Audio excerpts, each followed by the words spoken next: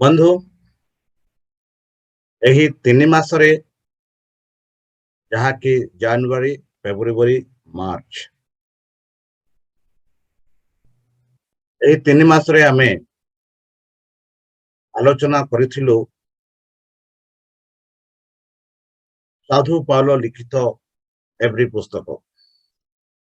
ଆଉ ଏହି ବହିରେ ଆମେ ପାଉଥିଲୁ ଏହି ଶେଷ ଦିନରେ ଏଭ୍ରି ମାନଙ୍କର ବାର୍ତ୍ତା।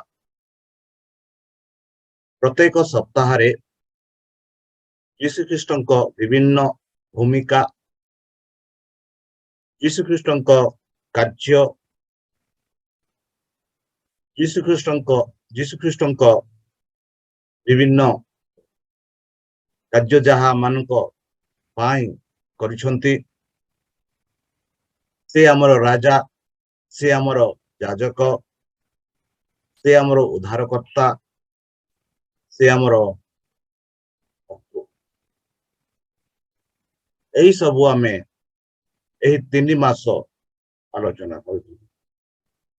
ଆଜି ହଉଛି ଶେଷ ସପ୍ତାହ, ଏହି 3 ମାସର ଶେଷ ସପ୍ତାହ। ଆଉ ଆଜି ଆମେ ଆଲୋଚନା କରିବାକୁ ଯାଉଅଛୁ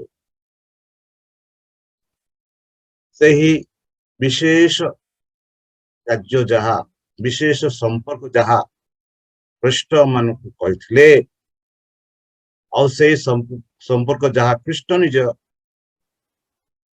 ରଖିଥିଲେ, ସେହି ସମ୍ପର୍କ ବିଷୟରେ ଆମେ ଆଜି ଆଲୋଚନା କରିବାକୁ ଯାଉଅଛୁ। ବନ୍ଧୁ, ଚାଲନ୍ତୁ ଏହି ସାବତ ସ୍କୁଲ ପାଠ ଆଲୋଚନା କରିବା ପୂର୍ବେ ଆମେ ସେହି ସଦାପ୍ରଭୁ ପରମେଶ୍ୱରଙ୍କ ନାମରେ ପ୍ରାର୍ଥନା ଉତ୍ସର୍ଗ କରିବା। ହେ ଆମ୍ଭମାନଙ୍କ ସର୍ବଶକ୍ତି, ସର୍ବଜ୍ଞାନୀ, ପ୍ରେମର ସାଗର, ଦୟାମୟ, ଅନ୍ତର୍ଜମୀ, ଅନୁଗ୍ରହ ପରମ ପିତା, ଧନ୍ୟବାଦ ଅର୍ପଣ କରୁଛୁ ପ୍ରଭୁ। ବର୍ତ୍ତମାନ ଯେଉଁ ସମୟ ମାନଙ୍କୁ ପ୍ରଦାନ କରିଅଛ, ବର୍ତ୍ତମାନ ଯେଉଁ ସମୟ ମାନଙ୍କୁ ଦେଇଅଛ, ତୁମ ସେହି ପବିତ୍ର ଶାସ୍ତ୍ରରୁ ତୁମ ସେହି ଜୀବନଦାୟକ ବାକ୍ୟ ଧ୍ୟାନ କରିବା ନିମନ୍ତେ ଏହି ସାବତ ସ୍କୁଲ ପାଠ ମାଧ୍ୟମ ଦ୍ୱାରା ପ୍ରଭୁ ତୁମ ସେହି ବାକ୍ୟ ବୁଝିବା ପାଇଁ ଆମମାନଙ୍କୁ ସେହି ପବିତ୍ର ଆତ୍ମା ଦ୍ୱାରା ପରିଚାଳନା କର, ଶକ୍ତିରେ, ଜ୍ଞାନରେ ପରିପୂର୍ଣ୍ଣ କର। ଆମ ପାପ ସବୁ ତୁମ ସେହି ବହୁମୂଲ୍ୟ ରକ୍ତରେ ପରିଷ୍କାର ରୂପେ ଧୋଇ ଦିଅ। ଆଉ ପରିଶେଷ ଯେବେ ତୁମେ ତୁମ ସେହି ସହସ୍ରଦୂତଙ୍କ ସହ ଏହି ପୃଥିବୀକୁ ଆସିବେ, ସେତେବେଳେ ଆମମାନଙ୍କୁ ସ୍ମରଣ କର ବୋଲି ତ୍ରାଣକର୍ତ୍ତା ପ୍ରଭୁ ଯୀଶୁଙ୍କ ମଧୁରମୟ ନାମରେ ଏହି ଛୋଟ ବିକ୍ଷମ ଅଛି, ଶୁଣି ଗ୍ରହଣ କର। ଆମେନ। ବନ୍ଧୁ, ମୁଁ ଆଉ ଥରେ ଆପଣମାନଙ୍କୁ ଏହି କାର୍ଯ୍ୟକ୍ରମରେ ସ୍ୱାଗତ କରୁଛି, ଯାହା ଆମେ ପ୍ରତି ସପ୍ତାହରେ ୟୁଟ୍ୟୁବ ମାଧ୍ୟମ ଦ୍ୱାରା ଆମ ଓଡ଼ିଆ ଆନ୍ତର୍ଜାତୀୟ ସାବତ ସ୍କୁଲ ପାଠ ଆମ ଭାଇ ଭଉଣୀ ମାନଙ୍କ ପାଇଁ ଯାହା ଆମେ ପ୍ରସ୍ତୁତ କରୁଛୁ। ଏହି ସାବତ ସ୍କୁଲ ପାଠ ଦ୍ୱାରା ମୁଁ ବିଶ୍ୱାସ କରୁଛି ଯେ ଆମ ଓଡ଼ିଶାର ଭାଇ ଭଉଣୀ ମାନେ ଯେତେ ଲୋକେ କୌଣସି ପ୍ରକାର ଦ୍ୱାରା ସେମାନେ ଗିର୍ଜାକୁ ଯାଇ ପାଉନାହାନ୍ତି, ଆଉ ସେମାନେ ବିଶେଷ ଭାବରେ ଏହି ସାବତ ସ୍କୁଲ ପାଠ ମାଧ୍ୟମ ଦ୍ୱାରା ଈଶ୍ୱରଙ୍କ ଆଶୀଷ ପ୍ରାପ୍ତ କରୁଛି। ମୁଁ ବିଶେଷ ଭାବରେ ସେମାନଙ୍କ ପାଇଁ ପ୍ରାର୍ଥନା କରୁଛି, ଈଶ୍ୱର ସେମାନଙ୍କୁ ଆଶୀର୍ବାଦ କରନ୍ତୁ। ତାହେଲେ ଚାଲନ୍ତୁ ଆମ ଏହି ସପ୍ତାହ ପାଠ ଆରମ୍ଭ କରିବା। ଏହି ସପ୍ତାହ ପାଠ ହଉଛି ଏକ ବିଶେଷ ପାଠ, ଯାହା ଆମେ ଦେଖୁ ଭାତୃ ପ୍ରେମ ବା ଭାଇ ପ୍ରେମ, ଯାହା ଇଂରାଜୀରେ କୁହେ ଲେଟ୍ ବ୍ରଦରଲି ଲଭ୍ କଣ୍ଟିନ୍ୟୁ। ଭାତୃ ପ୍ରେମ ସ୍ଥିର ହୋଇଥାଉ। ବନ୍ଧୁ, ପ୍ରେମ ଆମେ ସମସ୍ତେ ଚାହୁଁ କି ଅନ୍ୟମାନେ ଆମମାନଙ୍କୁ ପ୍ରେମ କରନ୍ତି। ଆମେ ସମସ୍ତେ ଚାହୁଁ କି ଆମେମାନେ ମଧ୍ୟ ଅନ୍ୟମାନଙ୍କୁ ପ୍ରେମ କରୁ। ମାତ୍ର ଏହି ପ୍ରେମ ଯାହା ଆମେ କହୁଅଛୁ, इंग्राजी कहे आगापे प्रेम। से प्रेम हूँ सबुठ श्रेष्ठ प्रेम। आउ से प्रेम जीशु ख्रीस्ट प्रदान करथिले। आउ ताहार उदाहरण होछि से मृत्यु हेले क्रूसरे निजे प्राण दान देले। ताहा होछि आगापे प्रेम। जो सांसारिक प्रेम नुह कि मास्तिक प्रेम नुह बा जो प्रेम रे आमे लाभ पाइबा करथाउ से प्रेम होछि एक प्रेम जहा प्रेम आम सब किछि कलु ताहा होछि प्रेम। बंधु एवरी 13 अध्याय आम देखु साधु पावल तार शेष भाषण से आम जो पारिवारिक जीवन रे किपरि संपर्क से ही विषय से कहते प्रेरित शेष उपदेश उपस्थापना करे से कौन करे भातृ प्रेमर स्थिर था बोली जहां में एवरी 13:1 रे पाइछे। से ताहांको समग्र जहाँ चिठी से लिखिथिले विभिन्न मंडली को से एक निश्चित करिसंती जे आमे समस्ते राजा जा महाजाजक यही परि से कहती आउ जीसु होचंती हम भाई जीसु होचंती तांको भाई और भौणी माननको घर को नेबे बोली जीसु को इच्छा। आउ एही जो लेखक से दर्शांती जे आउ से विषय से कल्पना करती नहीं जो माने जीसु को सहित गोटे पर गोटे संपर्क से परित्राण उपरे गोटे व्यक्तिगत दल भाव कार्य करते किंतु एक परिवार किंबा घर एकत्र रक्षा पाइले ताहा आमानंकु पावल शिक्षा प्रदान करते। चलंतु यहाकु स्पष्ट भाव जानिबा पाई चेष्टा करिबा जेपरि पावल लिखंती दैनंदिन क्रिश्चियन जीवन पर किछि परामर्श दे तांको भाषण समाप्त करथिले। बंधु आमे एठी देखुछो विभिन्न प्रकार प्रश्न। प्रथम प्रश्न होछि जीशुको परे हमर आखि स्थिर होइथिबारु आमे प्रतिदिन किपरि आचरण करिबा उचित प्रतिदिन मु कहि कि प्रति मुहूर्ते। द्वितीय आमे केउ मनोभावरु दूरई रहिबा उचित एवं आमे केउठी शिखिबा उचित। बंधु पाल आज आमको अनंत जीवन पाए प्रस्तुति आरंभ करने को उत्साहित करुछंती जेपरि एवरी 13:14 आमे देखो एठारे हमर कौनसी निरंतर सहर नाही किंतु आमे सही आसीबा सहर को चाहूचु बोली पावल आमानकु। बंधु आज विशेष भाव बा एई सप्ताह रे विशेष भाव आमे चिंताधारा करिबा बा चिंता करिबा प्रथम जिनस होछि आमे करिबा भातृ प्रेम जहाँ में एवरी 13:1-3 और 15-16 रे पाउछ। द्वितीय आमे देखिबा अनैतिकता एवं लोभनीयता अनैतिकता एवं लोभनीयता आ तृतीय आमे देखिबा नेता माने। चतुर्थ आमे देखिबा विधर्मी आ परिशेष आमे देखिबा अनुसरण करिवार पथ। आ एही सब आमे देखिबा जदि आपण मानकर समय अछि आउ सेई जो अध्याय में आलोचना करबा को जाउछु दयाकरी आपनको बाइबल खोलंतु आ म सह सेई एवरी 13 पृष्ठ खोलंतु पद 1-6 पर्यंत चलो हम देखिबा। ताहले प्रथम होछि भातृ प्रेम। प्रेम ଯେପରି ଏହା ପୂର୍ବେ ଆପଣମାନଙ୍କୁ ମୁଁ କହିସାରିଛି ଆଗାପେ ପ୍ରେମ ଏକ ଚିରସ୍ଥାୟୀ ପ୍ରେମ। ଆଉ ପ୍ରେମ ଲୋଭ କରେ ନାହିଁ, ପ୍ରେମ କାହାକୁ କ୍ଷତି କରେ ନାହିଁ, ପ୍ରେମ କାହାକୁ ନଷ୍ଟ କରେ ନାହିଁ, ବରଂ ସେମାନଙ୍କ ସଫଳତା ପାଇଁ ସେମାନଙ୍କ ଆନନ୍ଦ ପାଇଁ ନିଜକୁ ବଳିଦାନ ଦେଇଥାଏ। ପ୍ରେମ ଯାହା ଅନ୍ୟମାନଙ୍କ ଖୁସି ପାଇଁ ନିଜକୁ ସମର୍ପଣ କରିଥାଏ ତାହା ହଉଛି ପ୍ରେମ। ଆଉ ସେହି ପ୍ରେମ ପରମେଶ୍ୱର ଯୀଶୁଖ୍ରୀଷ୍ଟ ମାନଙ୍କୁ ପ୍ରଦାନ କରିଥାଏ। ତାହେଲେ ଏହି ପ୍ରେମକୁ ଆମେ କିପରି ଅଭ୍ୟାସରେ ରଖିପାରିବା? ଚାଲନ୍ତୁ ଦେଖିବା। ପାଉଲ ମାନଙ୍କୁ 3ଟି ବ୍ୟବହାରିକ ଉଦାହରଣ ଦେଇଛନ୍ତି। ପ୍ରଥମ ଯାହା ଆମେ ପାଉଛୁ ତାର ଏବ୍ରି 13 ତାର 2 ପଦରେ, ଯଦି ଆପଣଙ୍କ ପାଖରେ ବାଇବଲ ଅଛି ପଢନ୍ତୁ, ସେଠି ଆମେ ପାଉଛୁ ଅତିଥ୍ୟଶୀଳ ହୋଇ।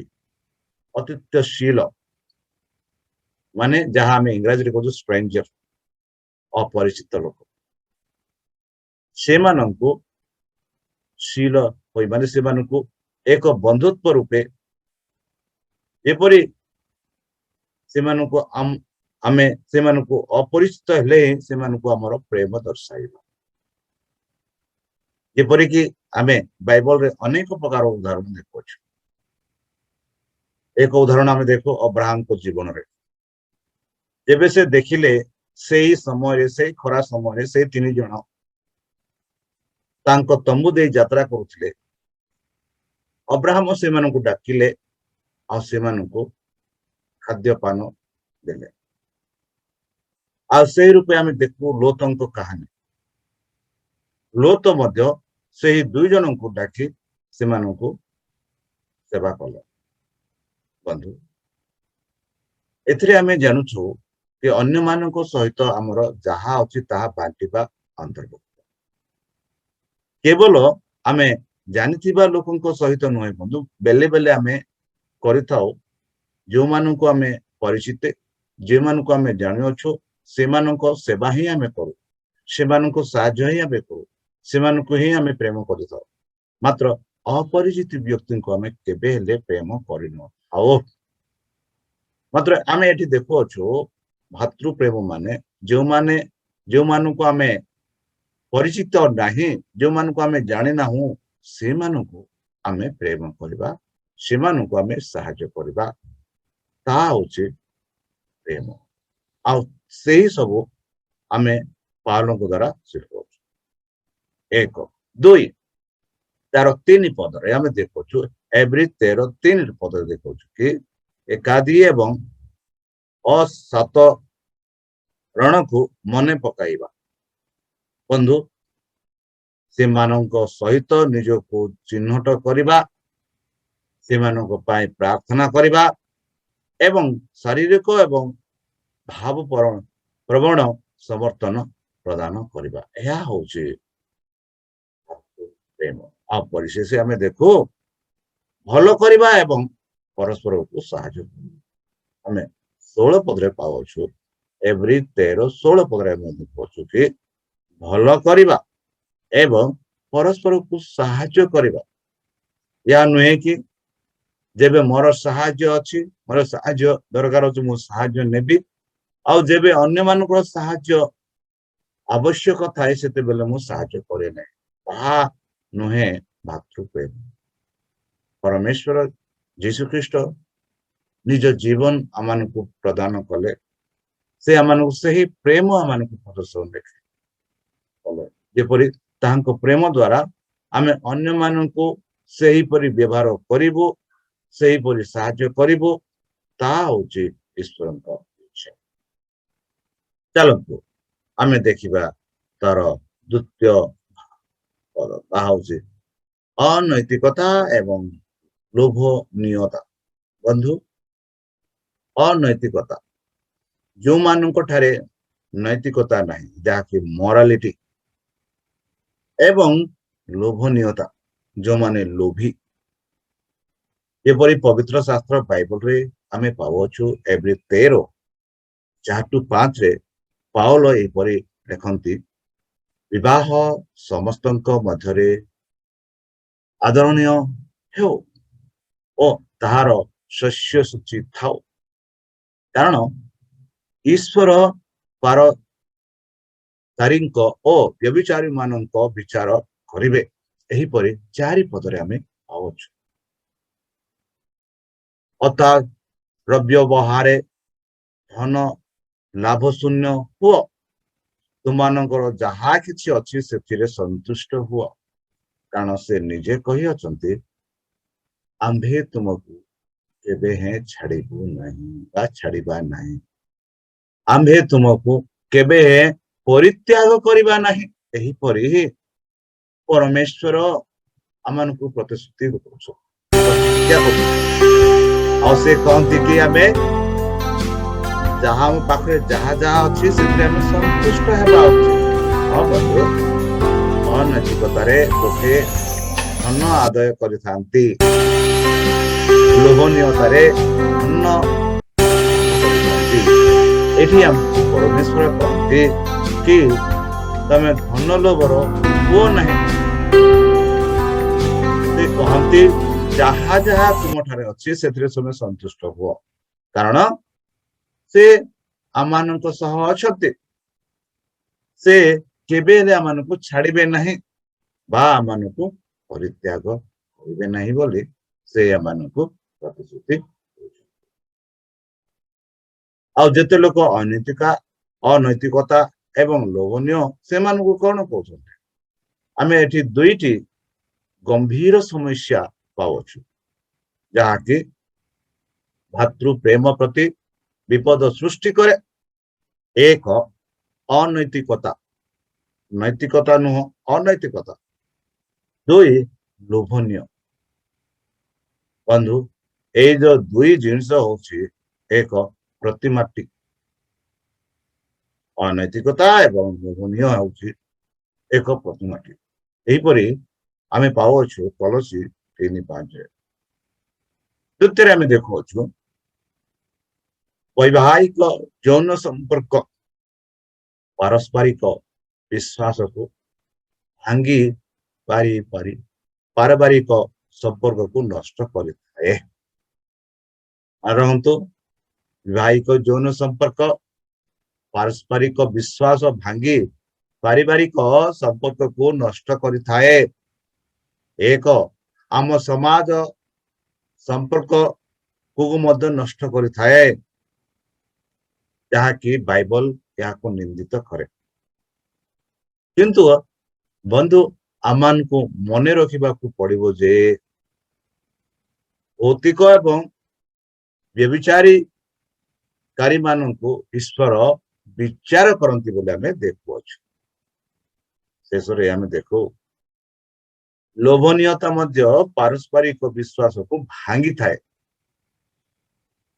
मन रखु लोभनीय बा लोभ मध्य पारस्परिक मध्य विश्वास भांगी थाए कारण ये जो लोभनीय लोक व्यक्ति माने केवल निज भल पाई चिंता करती निज भल पाई खोजती केबे हेले अन्य मानक पाई चिंता करती नहीं आउ एहा करिबा द्वारा से माने से सुवर्ण नियम ता होछि प्रेम से प्रेम को भांगी दियंती जो विश्वास अच्छी से विश्वास को भांगी एते जो साधु पाल कहते अनैतिकता एवं लोभनीयता हो नहीं कारण आमे तुम सह अच्छु आमे केबे तुमको परित्याग करिवु नै आ जहा जहा अछि सेथिरे समय संतुष्ट रुह जेहेतु जो माने लोभनीय व्यभिचार अत्याचार करते से माने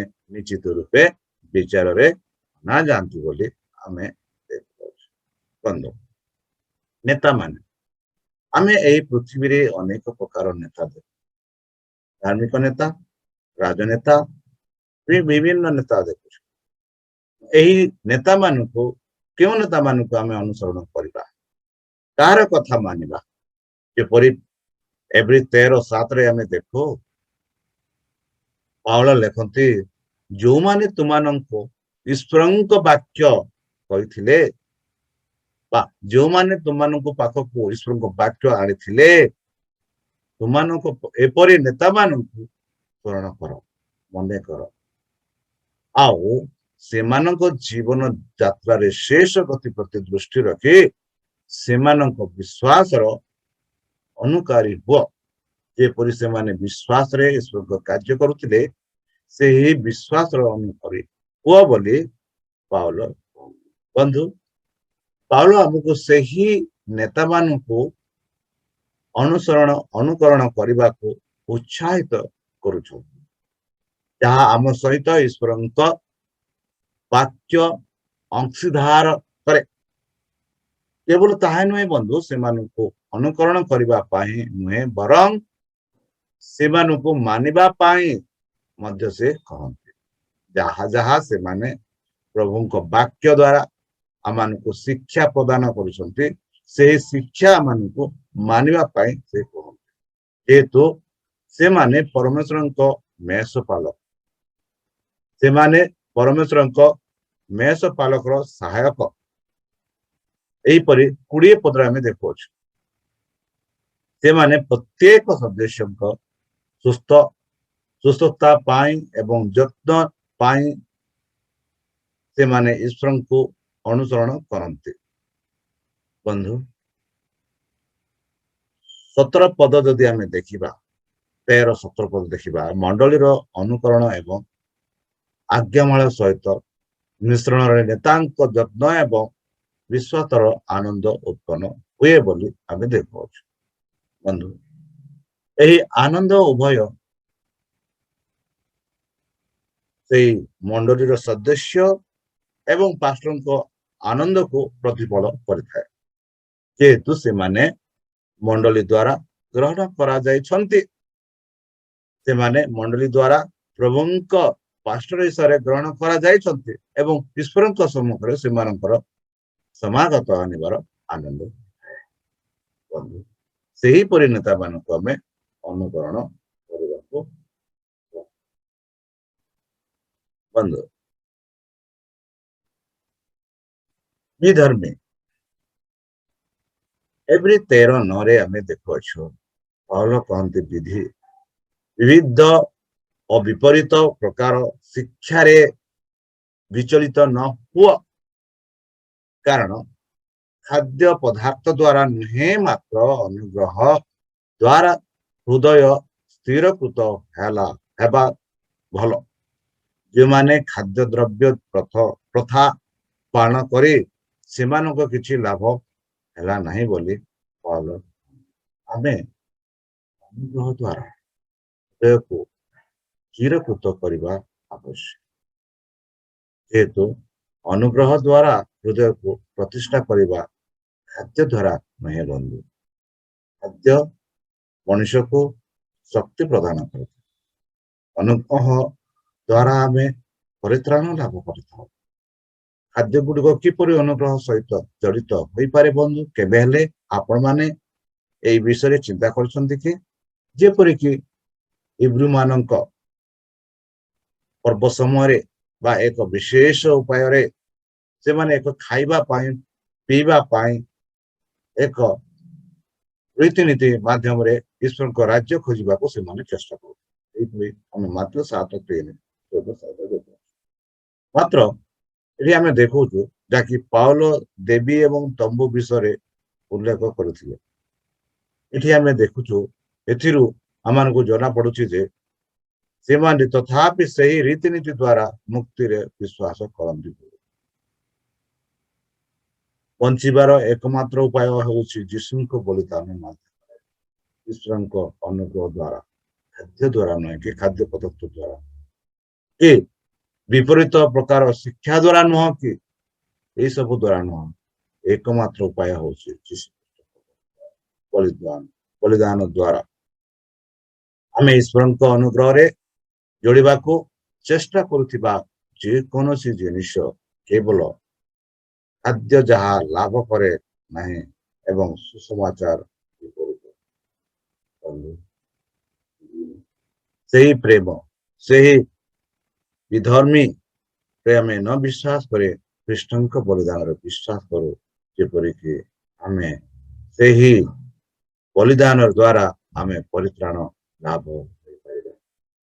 ଶେଷରେ ଅନୁସରଣ କରିବାର ପଥ ଅନୁସରଣ କରିବାର ପଥ ଏଭ୍ରି 13:13 ଆମେ ଦେଖୁ ବନ୍ଧୁ, ଅତଏବ ଆସ ଆମେମାନେ ତାହାଙ୍କ ପରି ନିନ୍ଦା ସହ୍ୟ କରି ଛାଉଣିର ବାହାରେ ତାହାଙ୍କ ନିକଟକୁ ଯାଉ।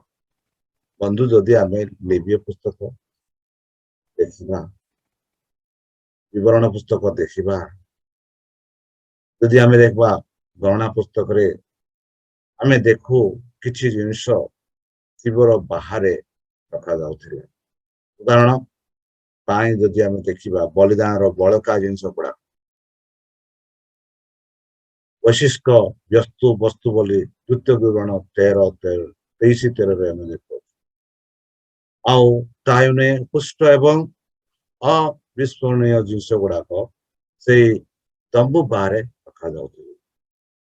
ଆଉ ଯଦି ଆମେ ଦେଖିବା ଗଣନା 5:2-3 ଆମେ ଦେଖିବା, ଆଉ ଦେବୀୟ 24:14 ଦେଖିବା, ଏଇ ସବୁ ନିନ୍ଦନୀୟ ବୋଲି ଆମେ ଦେଖାଉଛୁ। ଆଉ ସେଇ ନିନ୍ଦନୀୟ ଲଜ୍ଜାଜନକ ଭାବରେ ଯୀଶୁ ଖ୍ରୀଷ୍ଟ କ୍ରୁଶବିଦ୍ଧ ହୋଇଥିଲେ। ସେଇ ଲଜ୍ଜା ନେଇଥିଲେ ଯୀଶୁ ଖ୍ରୀଷ୍ଟ, ଯାହା ଆମମାନଙ୍କୁ ହେବାର। ବନ୍ଧୁ, ପାଉଲ ମାନଙ୍କୁ ଏହିପରି ମନେ ପକାଉଛନ୍ତି ଯେ ଈଶ୍ୱରଙ୍କ ପଥ ହେଉଛି ସୁଖମୟ ପଥ ନୁହେଁ, ଯନ୍ତ୍ରଣା ଏବଂ ଲଜ୍ଜାର ଏକ ମାର୍ଗ ବୋଲି, ଯେପରି ଯୀଶୁ କହିଛନ୍ତି ମାଥ୍ୟୁ 16:24 କି ତାହାଙ୍କ ପଥ ଏକ ଯନ୍ତ୍ରଣା ଏବଂ ଲଜ୍ଜାର ଏକ ମାର୍ଗ ବୋଲି। ବନ୍ଧୁ, ଏହି ପଥରେ ଚାଲିବା ଦ୍ୱାରା ଆମେ ଏକ ଦୁର୍ନୀତିଗ୍ରସ୍ତ ଶିବରୁ ମୁହଁ ଫେରାଇ ଏକ ନିରନ୍ତର ସହରକୁ ଆଡ଼କୁ ଚାଲିବା। ରଖନ୍ତୁ, ଏହା ଦ୍ୱାରା ଏହି ଯେବେ ଆମେ ଯନ୍ତ୍ରଣା ଏବଂ ଲଜ୍ଜାର ଏକ ମାର୍ଗ ବାଛୁ, ଏହା ଦ୍ୱାରା ଆମେ ଏକ ଦୁର୍ନୀତିଗ୍ରସ୍ତ ଶିବିରରୁ ମୁହଁ ଫେରାଇ ଏକ ନିରନ୍ତର ସହର ଆଡ଼କୁ ଚାଲି। ବନ୍ଧୁ, ପରିଶେଷରେ ଭଉଣୀ ଏଲେନ୍ ଜି ହ୍ୱାଇଟ୍ କହନ୍ତି ଏହିପରି, ସନ୍ସ ଆଣ୍ଡ ଡଟର୍ସ ଅଫ ଗଡ୍, ଈଶ୍ୱରଙ୍କ ସନ୍ତାନ ସନ୍ତତି, ଏହି ପୁସ୍ତକରେ ସେ ଲେଖନ୍ତି, ଖ୍ରୀଷ୍ଟ ଏବଂ ତାଙ୍କ ଲୋକଙ୍କ ମଧ୍ୟରେ ମିଳନ ହେଉଛି। ଖ୍ରୀଷ୍ଟ ଏବଂ ତାଙ୍କ ଲୋକମାନଙ୍କ ମଧ୍ୟରେ ମିଳନ ହେଉଛନ୍ତି ପିତା ଏବଂ ପୁଅ ମାଧ୍ୟମରେ ବିଦ୍ୟମାନ ସଂଘ ପରି ବଞ୍ଚିବା ସତ୍ୟ ଏବଂ ଅବିସ୍ମରଣୀୟ। ଏହି ସଂଘ ହେଉଛି ପବିତ୍ର ଆତ୍ମାର ବାସସ୍ଥାନର ଫଳ। ଈଶ୍ୱରଙ୍କ ସମସ୍ତ ପ୍ରକୃତ ପ୍ରଜାମାନେ ଖ୍ରୀଷ୍ଟ ଏବଂ ସେମାନଙ୍କ ଭାଇମାନଙ୍କ ସହିତ ସେମାନଙ୍କର ମିଳନ ଦୁନିଆକୁ ପ୍ରକାଶ କରିବେ। ଯେଉଁମାନଙ୍କ ହୃଦୟରେ ଖ୍ରୀଷ୍ଟ ପାଳନ କରନ୍ତି ସେମାନେ ଭାତୃ ପ୍ରେମର ଫଳ ବହନ କରନ୍ତି ବୋଲି ଭଉଣୀ ଏଲେନ୍ ଜି ହ୍ୱାଇଟ୍ କହୁଛନ୍ତି। ବନ୍ଧୁ, ଯେଉଁମାନଙ୍କ ହୃଦୟରେ ଖ୍ରୀଷ୍ଟ ପାଳନ କରନ୍ତି ବା ଯେଉଁମାନଙ୍କ ହୃଦୟରେ ଖ୍ରୀଷ୍ଟ ରୁହନ୍ତି ସେମାନେ ଭାତୃ ପ୍ରେମର ଫଳ ବହନ କରନ୍ତି। ଆମ କଥାରେ, ସେମାନଙ୍କ ବାର୍ତ୍ତାରେ, ସେମାନଙ୍କ ଚାଲିଚଳନରେ, ସେମାନଙ୍କ ବ୍ୟବହାରରେ ସେମାନେ ଖ୍ରୀଷ୍ଟଙ୍କ ଭାତୃ ପ୍ରେମ ଫଳ ବହନ କରନ୍ତି, ପ୍ରକାଶ କରନ୍ତି ବୋଲି ଭଉଣୀ ଏଲେନ୍ ଜି ହ୍ୱାଇଟ୍। ତାହା ନୁହେଁ ସେମାନଙ୍କ ହୃଦୟ ଭଙ୍ଗ କରିବେ ଯେ ଈଶ୍ୱରଙ୍କ ପରିବାରର ସଦସ୍ୟ ଭାବରେ ସେମାନେ ଆତ୍ମା, ବାକ୍ୟ, କାର୍ଯ୍ୟରେ ଖ୍ରୀଷ୍ଟିଆନ ପ୍ରେମ ଏବଂ ସହଭାଗିତା ବା ଅଧିସଦତ୍ୱତା ଚାଷ ପୋଷଣ ଏବଂ ସ୍ଥାୟୀ କରିବାକୁ ପ୍ରତିଜ୍ଞା କରିବେ। ଯେଉଁମାନେ ଖ୍ରୀଷ୍ଟଙ୍କ ଠାରେ ଅଛନ୍ତି, ଯେଉଁମାନେ ଖ୍ରୀଷ୍ଟଙ୍କୁ ପ୍ରେମ କରନ୍ତି, ଖ୍ରୀଷ୍ଟ ଯେ ଆମମାନଙ୍କ ଭାଇ, ଖ୍ରୀଷ୍ଟ ଯେ ଆମମାନଙ୍କ ଯାଜକ, ଖ୍ରୀଷ୍ଟ ଯେ ଆମମାନଙ୍କ ଅଖିଲ, ସେ ଆମମାନଙ୍କୁ ଏତେ ପ୍ରେମ କଲେ, ସେହି ଆଗାମୀ ପ୍ରେମ ଦ୍ୱାରା ଖ୍ରୀଷ୍ଟ ଯେ ଆମମାନଙ୍କୁ ପାଇଁ ଜୀବନ ଦାନ ଦେଲେ ସେହି ପ୍ରେମ ଯୋଗୁଁ ଆମେ ଆଜି ବଞ୍ଚୁଛେ। ଆଉ ସେ ଆମମାନଙ୍କୁ ଆଜି ଏକ ଆହ୍ୱାନ କରୁଛନ୍ତି, ଯଦି ଖ୍ରୀଷ୍ଟ ଆମମାନଙ୍କ ଠାରେ ଥିବେ ତାହାଙ୍କ ଜୀବନ ଆମେ ଅନ୍ୟମାନଙ୍କୁ ପ୍ରକାଶ କରିବା, ଆମମାନଙ୍କ କଥାବାର୍ତ୍ତା ଚଳନ ଦ୍ୱାରା ଯେପରି ଅନ୍ୟମାନେ ଖ୍ରୀଷ୍ଟ ଆମମାନଙ୍କ ଜୀବନରେ ଦେଖିପାରିବେ। ତାହେଲେ ଚାଲନ୍ତୁ ସେହି ଖ୍ରୀଷ୍ଟଙ୍କ ହାତରେ ସମର୍ପଣ କରି ଯେପରି ଏହି 3 ମାସରେ ଖ୍ରୀଷ୍ଟଙ୍କ ପ୍ରେମ ବିଷୟରେ, ତାଙ୍କ ମୃତ୍ୟୁ ବିଷୟରେ ଆମେ ଶିକ୍ଷା କରିଥିଲୁ, ତାହାକୁ ଆମେ ଉପଭୋଗ କରିବା, ନିଜକୁ ସମର୍ପଣ କରିବା। ଯେପରି ଯୀଶୁ ଖ୍ରୀଷ୍ଟ ଯେବେ ଦ୍ୱିତୀୟ ଥର ଆସିବେ ଆମେ ସମସ୍ତେ ମିଶି ସେହି ସ୍ୱର୍ଗରାଜ୍ୟକୁ ଯାଇପାରିବା। ଏହି ଉଦ୍ଦେଶ୍ୟରେ ଚାଲନ୍ତୁ ନିଜକୁ ସମର୍ପଣ କରି ତାହାଙ୍କ ମଧୁର ନାମରେ ଆମେ ପ୍ରାର୍ଥନା ଉଚ୍ଚାରଣ କରିବା। ହେ ଆମ୍ଭମାନଙ୍କ ସର୍ବଶକ୍ତି ସର୍ବଜ୍ଞାନୀ ପ୍ରେମର ସାଗର, ଧନ୍ୟବାଦ ଅର୍ପଣ କରୁଛୁ ପ୍ରଭୁ, ଯେଉଁ ବଳିଦାନ ଆମମାନଙ୍କ ପାଇଁ ଦେଇଅଛ। ଧନ୍ୟବାଦ କରୁଛୁ ପ୍ରଭୁ, ସେହି ପ୍ରତିଶ୍ରୁତି ଏମାନଙ୍କୁ ଦେଇଅଛ କି ତୁମେ ଆମ ଭାଇ। ତୁମ ସେଇ ପ୍ରେମ ଯୋଗୁଁ ଆମେ ଧନ୍ୟବାଦ ଅର୍ପଣ କରୁଛୁ ପ୍ରଭୁ। ଆମ ପାପ ସବୁ ତୁମ ସେଇ ବହୁମୂଲ୍ୟ ରକ୍ତରେ ପରିଷ୍କାର କରିଦେଇଛୁ। ଆମମାନଙ୍କୁ ସେଇ ସ୍ୱର୍ଗରାଜ୍ୟ ପାଇଁ ଏମାନଙ୍କୁ ପ୍ରସ୍ତୁତ କର। ଆମ ପାପ ସବୁ ତୁମ ସେଇ ବହୁମୂଲ୍ୟ ରକ୍ତରେ ପରିଷ୍କାର ରୂପେ ଧରିଦିଅ ପ୍ରଭୁ। ପରିଶେଷ ଯେବେ ତୁମ ସେହି ସହସ୍ର ଦୂତଙ୍କ ସହ ଏହି ପୃଥିବୀକୁ ଆସିବେ, ସେତେବେଳେ ଏମାନଙ୍କୁ ତ୍ରାଣ କର ବୋଲି ତ୍ରାଣକର୍ତ୍ତା ପ୍ରଭୁ ଯୀଶୁଙ୍କ ନାମରେ ଏହି ଛୋଟ ବିକ୍ଷମ ମଧ୍ୟ ଶୁଣି ଗ୍ରହଣ କର। ଆମେନ୍।